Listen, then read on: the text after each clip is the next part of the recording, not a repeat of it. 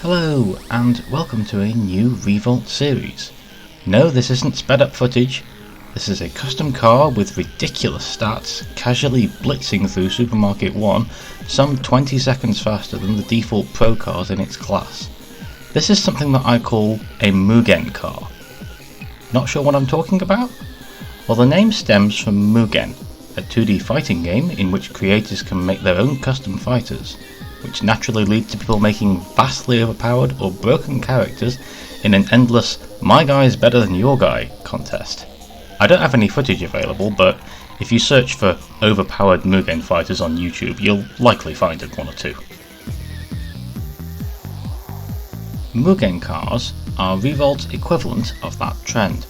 People making cars with broken, overpowered stats to try and make the best one. This causes an issue, however. When a lot of these cars were made, a class of these cars just didn't exist. Often these cars would just end up in the Pro tier, since this was the highest tier at the time, meaning the Pro tier is currently overrun with super fast cars which outclass the rest of the Pro field, and are often faster than the Super Pro tier cars which came along years later. To try and make some sense of all this, I'm going to put all these wacky racers through their paces with some hot lapping, try and figure out which one is actually the fastest. I've done tests on various tracks and eventually landed on Hull Breach 2, which is an old favourite of many players. I wanted to pick something I'd imagine these cars were driven around when they were made, which tests their speed, acceleration, handling, and how well they take big jumps. Cars will get 5 laps to set a best time, and there will be a leaderboard at the end which will update as the series continues on. First of all, we need to set some benchmark times, and Toyeca seems an obvious candidate to set a time for the Pro cars. Toyeca is possibly the most popular base game Pro car, and as a result has tons of liveries and mods related to it. Here's Toyeca's best time.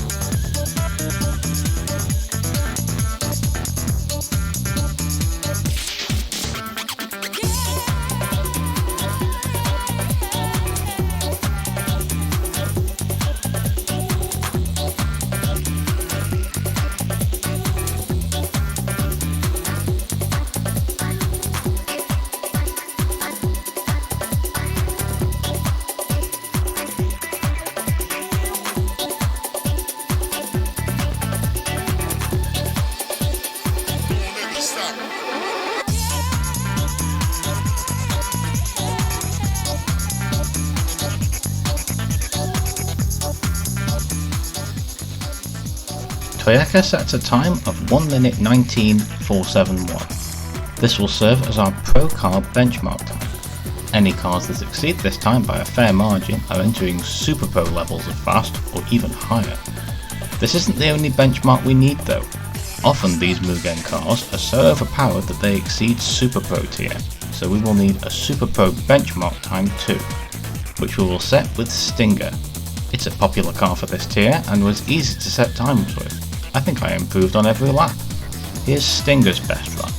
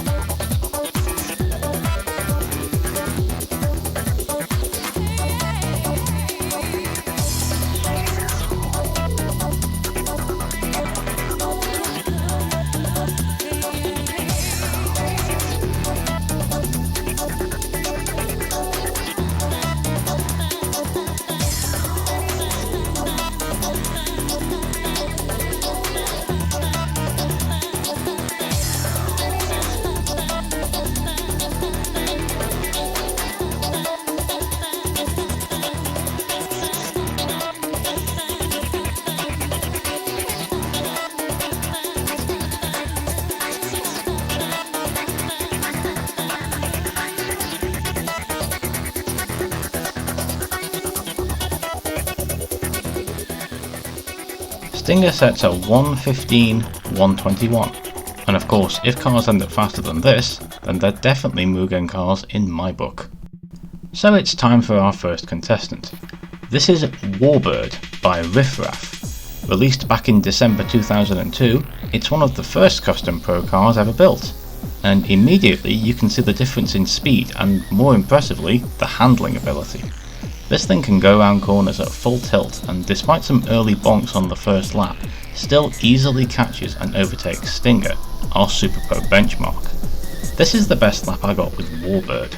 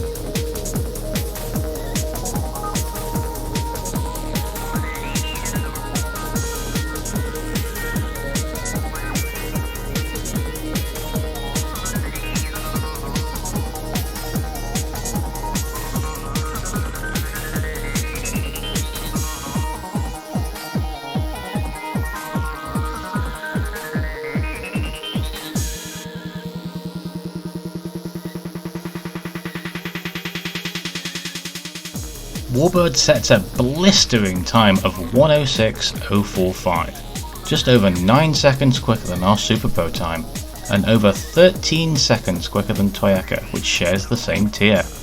This is a perfect example of a Mugen car. It vastly outshines Pro and Super Pro cars, and whilst that'll be a tough time to beat, I can bet there's something out there that will beat it. Next up is Evil TR15 by Man Mountain, released in April 2005. Unfortunately, this car suffers from very twitchy steering, making small adjustments difficult to do. I picked Hull Breach 2 specifically to try and cater to cars which are more difficult to drive, and sadly I wasn't able to get a clean lap with Evil TR15. This is the cleanest lap I could get.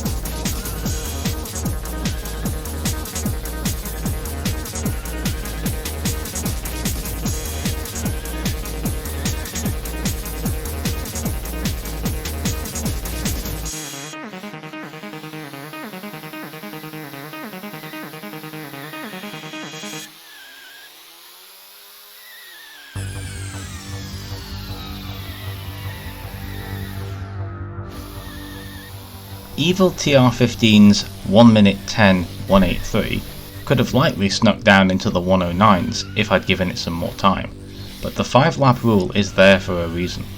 Part of these cars being Mugen cars is their ability to be picked up and driven by anybody, and if a car isn't very nice to drive, then that will be reflected in its time. The next car is a much favoured Gran Turismo 2 legend, the Renault Espace F1 by Scorpio with a 1. Released in March 2003, which sits nicely between our other two cars. As expected, Warbird's Ghost shoots off into the distance, but the Espace isn't just slower, it's much slower. Here's the best lap I set with it.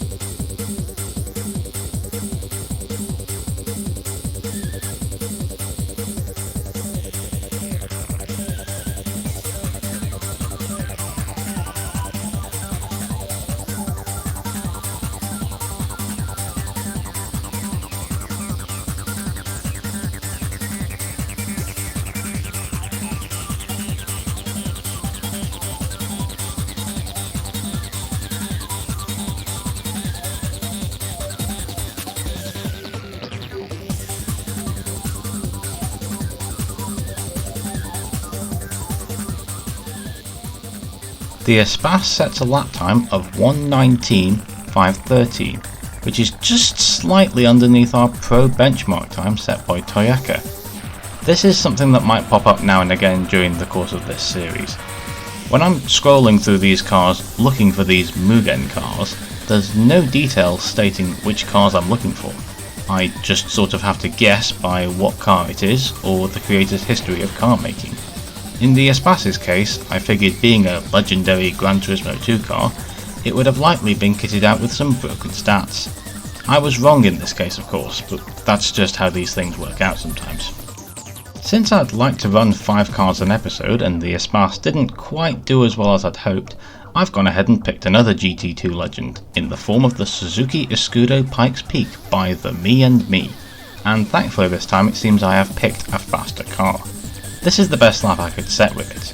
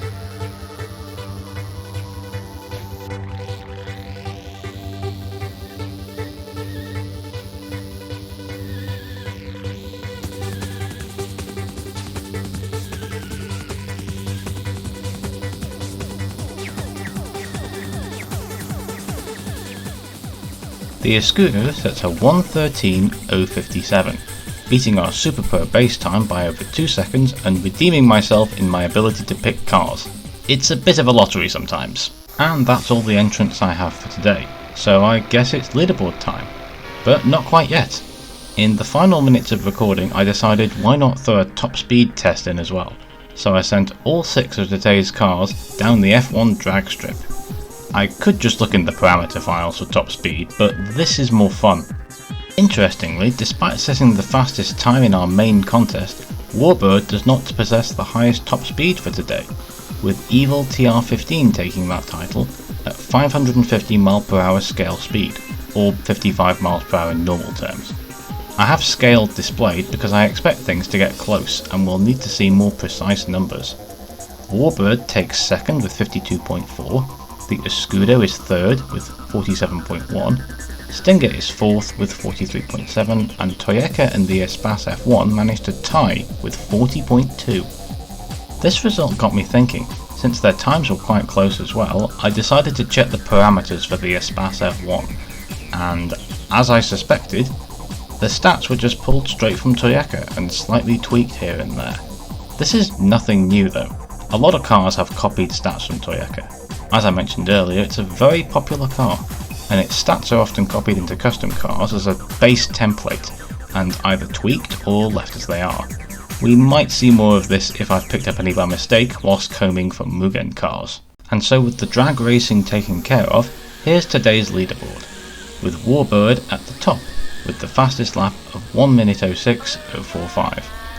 Evil TR15 second with 1:10.183, and third is the Escudo Pikes Peak with 1:13.057. All 3 of them easily beating Stinger in fourth with 1:15.121, comfortably earning their Mugen car status as they've completely smashed both our Pro and Super Pro base times. Following that in fifth is Toyeca at 1:19.471, and just slightly below is the Renault Espace F1 in sixth with 1:19.513.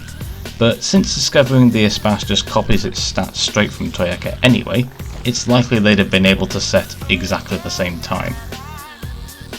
And that brings us to the end of this video, but as you can see from the footage, there's plenty more of these cars to test out. I've got over 100 lined up and lots more pages of cars left to sift through.